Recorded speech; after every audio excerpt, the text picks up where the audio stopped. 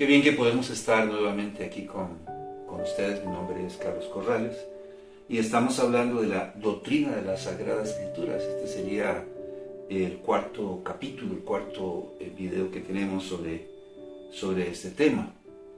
En la lección anterior consideramos algunas evidencias de que la Biblia, la palabra de Dios, o las Sagradas Escrituras, como nosotros las llamamos, son realmente inspiradas por Dios. Hablábamos de las evidencias internas contenidas en su propia palabra, como el testimonio de los mismos autores afirmando, entre otras cosas, que ella es inspirada por Dios o proviene de Dios. En este capítulo vamos a estar hablando de las evidencias externas que demuestran la inspiración de la palabra de Dios. Ya no es el testimonio de los autores humanos afirmando que lo que escribieron provenía de Dios, sino ya es la evidencia externa, el testimonio de segundos, de terceros, por decirlo de alguna manera, que demuestra que definitivamente la Biblia, las Sagradas Escrituras, son inspiradas por Dios. Número 1, la perdurabilidad de las Sagradas Escrituras. Es claro que la Biblia desde un principio fue concebida por Dios para durar y para permanecer para siempre. Todos recordamos lo que dijo el Señor Jesucristo en el libro de Mateo, en el capítulo 24, en el versículo 35. El cielo y la tierra pasarán, pero mis palabras no pasarán. ¿Qué quiere decir esto? Bueno, que la tierra puede fundirse, puede destruirse, y su palabra aún así permanecerá por los siglos de los siglos. Esto quiere decir que no puede ser destruida. El rey Joacim, en el 5º año de su reinado, intentó, por ejemplo, destruir el libro de Jeremías. El rey Joacim murió en el año 598, hoy después de más de 1420 años. No solo el libro de Jeremías ha sido preservado, sino todos los demás escritos, todas las Sagradas Escrituras. Este hombre trató de quemar los escritos que había escrito el profeta Jeremías. Y vuelvo a repetir, él murió y la palabra de Dios permanece para siempre. Diocleciano, el emperador romano, en el año 303, mandó a quemar las Sagradas Escrituras. Han pasado más de 1700 años. Diocleciano murió en el año 313 y la palabra de Dios aún permanece para siempre, aún la tenemos con nosotros. Francois Marie Huret, disculpe mi francés, filósofo, escritor, abogado e historiador francés del siglo XVIII, más conocido como Voltaire, afirmó que en 100 años, óigase bien, que en 100 años el cristianismo desaparecería y la palabra de Dios, la Biblia, la encontraríamos tal vez, quizás, en algún museo. Pues bien, déjeme decirle que Voltaire murió en el año de 1778 a los 83 años de edad. 25 años después de su muerte fue fundada las Sociedades Bíblicas, la sociedad encargada de traducir y distribuir la palabra de Dios a diferentes idiomas en el mundo entero. 100 años después, ¿qué pasó 100 años después de su muerte? Bueno, 100 años después de que Voltaire dijera estas palabras, el cristianismo va a desaparecer y la palabra de Dios va a ser una reliquia más en un museo. Su casa de habitación, fue adquirida por la Sociedad Bíblica Británica y usada para el almacenamiento y distribución de la palabra de Dios. La consigna es bien clara. Cielo y tierra pasarán, pero mis palabras, dice el Señor, no pasarán. ¿Qué dice el profeta Isaías en el capítulo 40, en el versículo 8? Isaías capítulo 40, versículo 8. Sécase la hierba, marchítase la flor, mas la palabra de Dios nuestro permanece para siempre.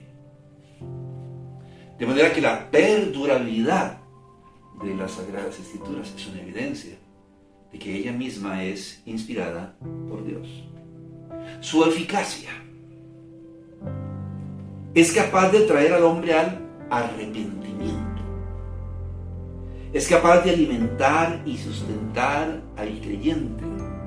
Es capaz de capacitar a los creyentes, inclusive para el servicio cristiano. ¿Qué dice la palabra de Dios en 1 de Timoteo? ¿Recuerda usted en el capítulo 3, en el versículo 16 al 17? Es el apóstol Pablo hablando al joven Timoteo.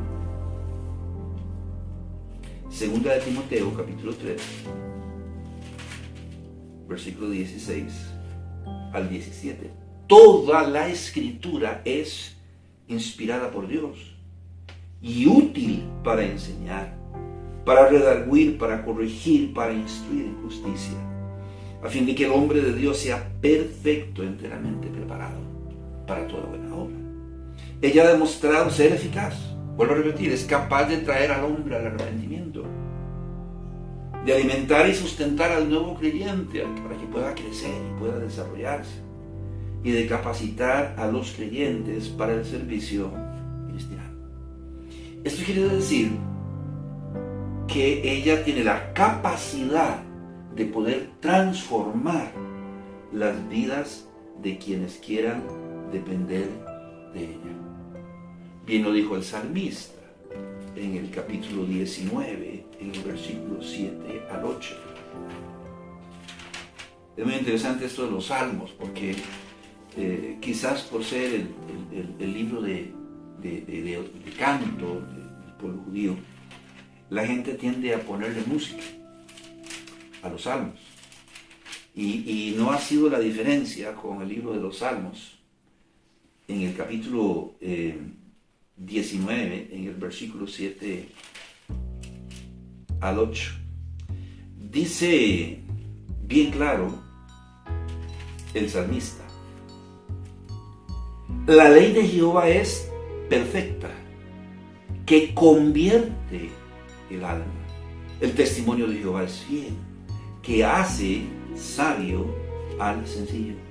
Los mandamientos de Jehová son rectos, que alegran el corazón. El precepto de Jehová es puro, que alumbra los ojos. Entonces ella puede traer a un hombre al arrepentimiento. Ella puede sustentar la vida de cualquier persona, de cualquier creyente, para que pueda crecer y desarrollarse. Ella puede darle la capacitación que cualquier creyente o individuo necesita para poder servirle a Cristo. Ella tiene la capacidad de poder transformar las vidas de las personas. Y lo ha hecho a través de la historia. A veces hablamos de la Biblia o las Sagradas Escrituras como un libro que fue escrito por hombres, o que ha sido mal traducido a través de los años. Qué curioso, porque esto es muy interesante.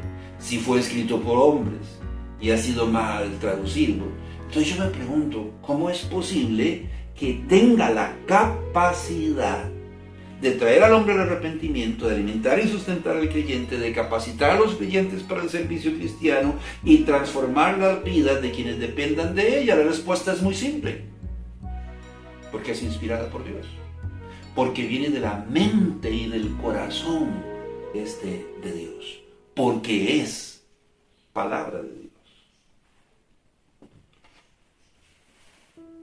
La ciencia, o más bien las ciencias, como la arqueología, la astronomía, la genética, la antropología o la medicina, entre otras, hoy en día se han convertido en verdaderas aliadas en demostrar la veracidad de la palabra de Dios.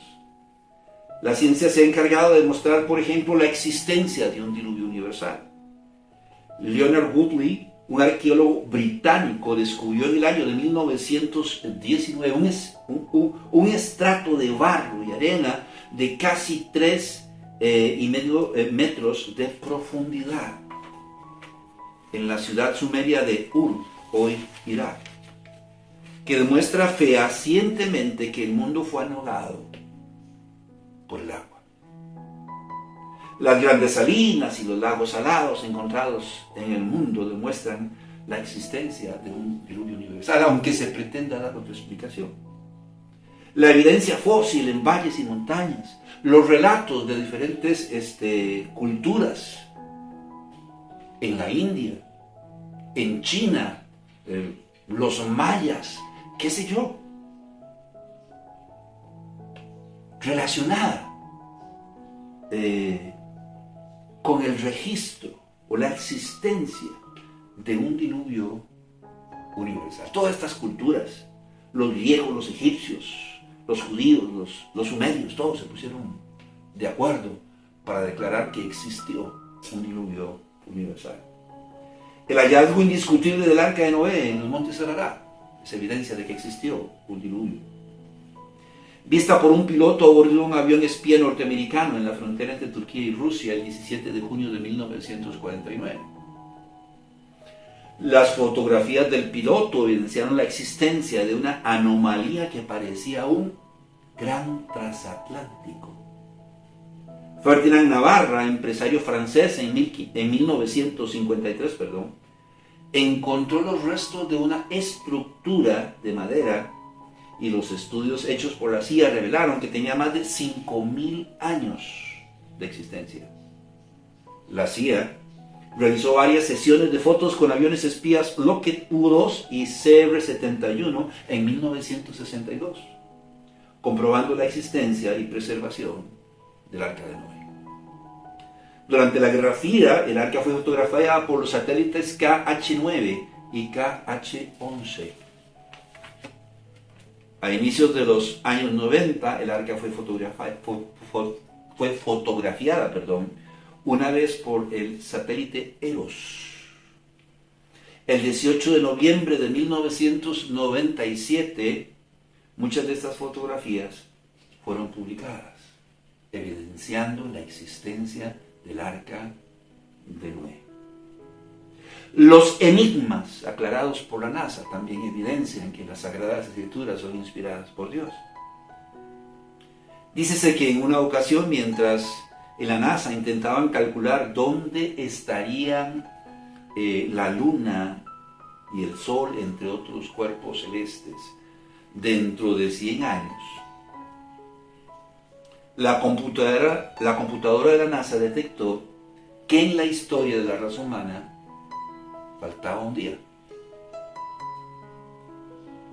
Una de las personas que en ese momento se encontraban ahí recordó el relato bíblico donde el sol se detuvo casi un día.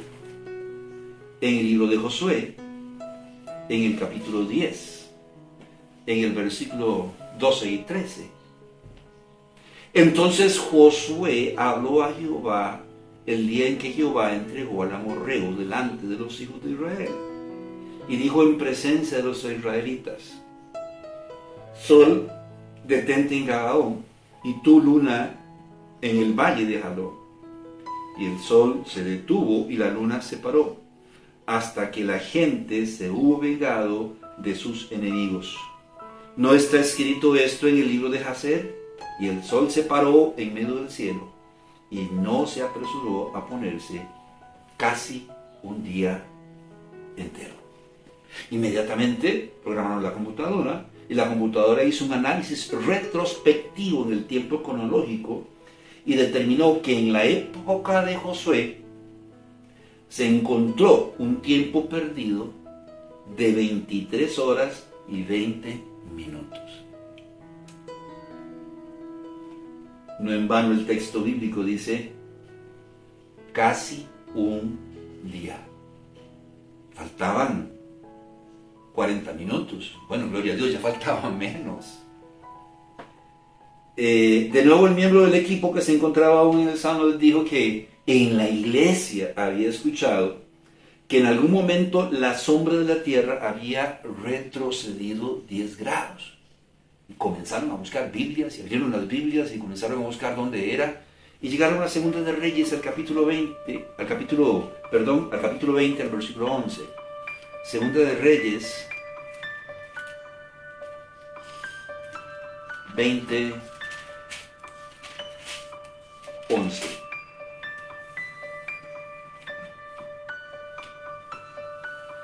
El rey Ezequías, si más no recuerdo, necesitaba, como somos los seres humanos, una prueba, una señal de lo que el profeta le estaba diciendo iba a ser verdad, iba a ser real.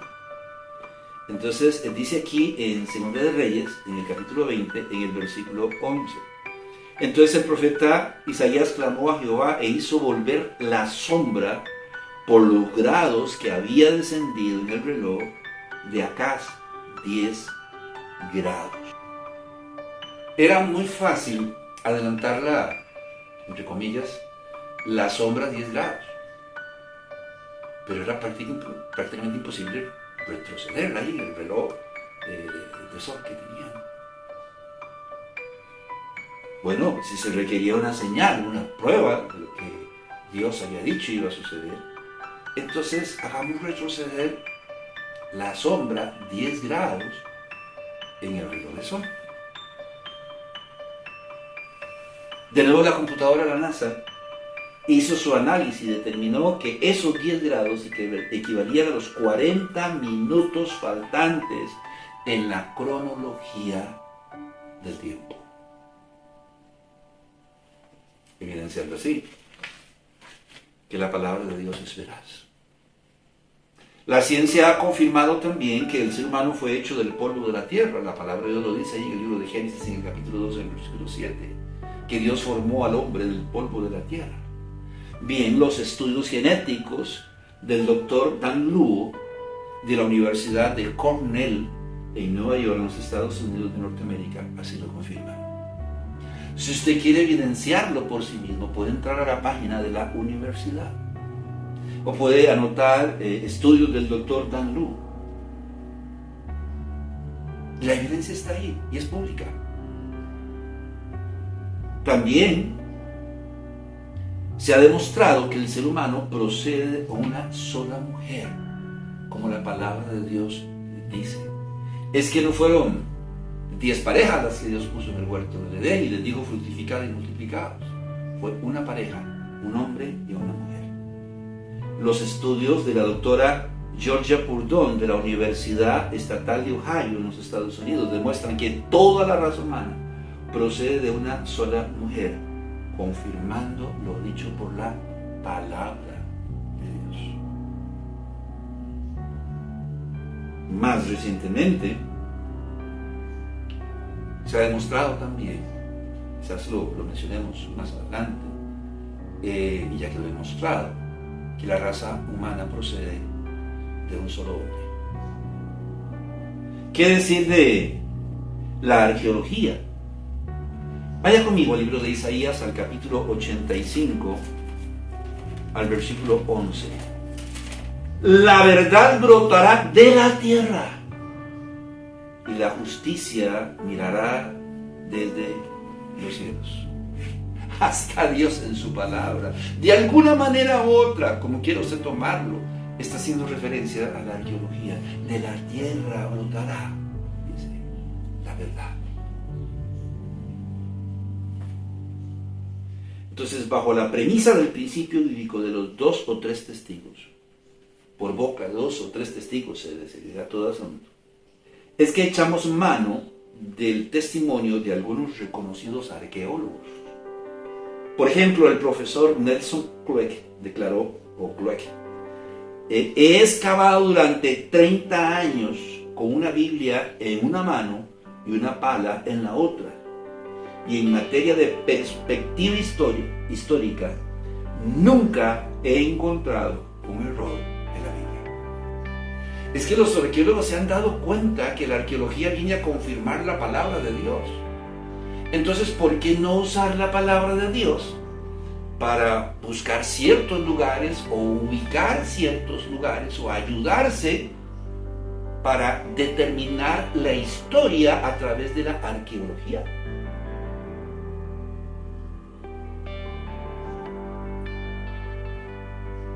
Dado que es un erudito judío de talla mundial, el Dr. Clough, al referirse a la Biblia, estaría pensando en el Antiguo Testamento. Pero también es cierto que al menos en una ocasión, que yo recuerde, defendió también la exactitud de los escritos del Nuevo Testamento. Han arrojado luz sobre la historia. El profesor George Ernest Wright de la Universidad de Harvard dijo que había impartido conferencias durante 30 años a estudiantes graduados, especialmente en Harvard, y él les había insistido en que podían olvidarse de Moisés en el Pentateuco. Ahora él reconocía que durante esos 30 años se había equivocado y que Moisés realmente había participado personalmente en la redacción del Pentateuco, gracias a los descubrimientos arqueológicos que él había encontrado. El historiador y prolífico escritor inglés Sir William Ramsay, quien recibió su formación bajo la filosofía educativa del siglo XIX, Ramsay no creía en la historicidad de Lucas ni en los relatos del libro de los Hechos, y se propuso refutarlos. Lucas no es inspirado, Lucas escribió también Hechos menos. Pero tras muchos años de minucioso estudio, llegó a una conclusión desconcertante. Las pruebas arqueológicas e históricas se inclinaban sólidamente a favor de que Lucas había escrito el libro de Hechos en el primer siglo, en el tiempo de los apóstoles. O bien sea, en lugar de demostrar que Lucas era un fraude histórico, Ramsay llegó a la conclusión de que había razones históricas y arqueológicas para creer que Lucas sí había escrito el libro de los Hechos de los Apóstoles. Óigame, y este testimonio lo va a escuchar usted repetidas veces. Arqueólogos importantes, antropólogos, que no creían en tal o cual cosa relacionada con las Sagradas Escrituras, comenzaron a investigar para refutar los hechos y terminaron más bien confirmándolos. Los descubrimientos arqueológicos más reconocidos demuestran que la palabra de Dios es inspirada por Dios, el diluvio universal. No le vamos a dar detalles, quizás la motivación es que usted pueda investigar. Quizás se convenza, como pasó con estos arqueólogos o antropólogos. El diluvio universal. La Torre de Babel ya fue ubicada, al menos sus ruinas. Las ciudades de Sodoma y Gomorra mencionadas en las Sagradas Escrituras. La ciudad de Ramsés II. ¿Por qué es importante? Porque ratifica de alguna manera u otra que sí existió un éxodo. Y si existió un éxodo, existió Moisés. La ciudad de David ya fue ubicada. El rey Sargón II de Asiria, mencionado en las Sagradas Escrituras por mucho tiempo. Destacados expertos afirmaban que el rey Sargón II, por ejemplo, de Asiria, cuyo nombre aparece mencionado en Isaías en el capítulo 20, en el versículo 1, nunca existió, porque el aporte arqueológico no daba suficiente evidencia para hacer esa afirmación. Sin embargo, en 1843 se descubrió sobre un afluente del río Tigris, cerca de la moderna ciudad iraquí de Josabad, el palacio, ¿adivinen de quién? De Sargón. situado sobre una plataforma de casi 10 hectáreas, estamos hablando como de 25 acres, rescatado del anonimato. Seglar o Sargón II es uno de los reyes asirios más conocidos dentro de la arqueología. Entre los propios descubrimientos arqueológicos, día con día, demuestran la veracidad de la palabra de Dios. El estanque de Siloé. Entonces es mejor ir a las Sagradas Escrituras, leer el Nuevo Testamento, ubicar el estanque de Siloé, agarrar una cuchara y agarrar una brocha e irse para el lugar que menciona la palabra de Dios y comenzar a escarbar ahí y darse cuenta de que evidentemente existe el estanque de Siloé, o existió y ya fue ubicado el estanque de Siloé. Por mencionar algunos descubrimientos arqueológicos entre muchos otros, muchos de los que han sido descubiertos recientemente, inclusive entre el año 2019 y lo que vamos del 2022. De manera que las evidencias no solo nos pueden llevar, de manera que las evidencias solo nos pueden llevar a un veredicto. La Biblia es un libro divinamente inspirado y nos ha sido dado como un manual. Como un manual de vida, nuestra única regla de fe y práctica. Por lo tanto, debemos leerla, debemos estudiarla, pero sobre todo debemos creerla. Si la palabra de Dios está impactando la vida y testimonio de antropólogos,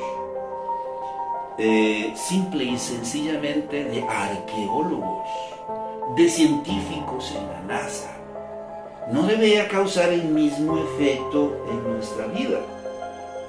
Y comenzar a tomar y mirar a este libro más que un cúmulo de páginas encuadernadas. Esta es la palabra de Dios. Y ella puede guiar nuestras vidas a toda verdad. Ella puede cambiar y transformar de manera radical nuestras vidas si comenzamos a depender de ella. Recuerda lo que dice el apóstol Pedro en 2 de Pedro, en el capítulo 1, en el versículo 19. Vamos a recordar. Tenemos también la palabra profética más segura, a la cual hacéis bien en estar atentos como a una antorcha que alumbra en lugar oscuro, hasta que el día esclarezca y el lucero de la mañana salga en vuestros corazones. Dice el apóstol Pedro, tenemos también la palabra profética más segura. Ella es segura, ella es veraz, ha demostrado ser segura, ha demostrado ser veraz. Por lo tanto, dice, debemos estar atentos a ella como una antorcha que alumbra el camino. ¿Hasta cuándo? Hasta que el lucero de la mañana, el Señor Jesucristo, regrese. Mire, mi amigo, hay que dejar de creer de oídas y tenemos que comenzar a mirar con seriedad este libro, leerlo y estudiarlo y comenzar a depender de él, porque este libro es inspirado por Dios. Que Dios les bendiga.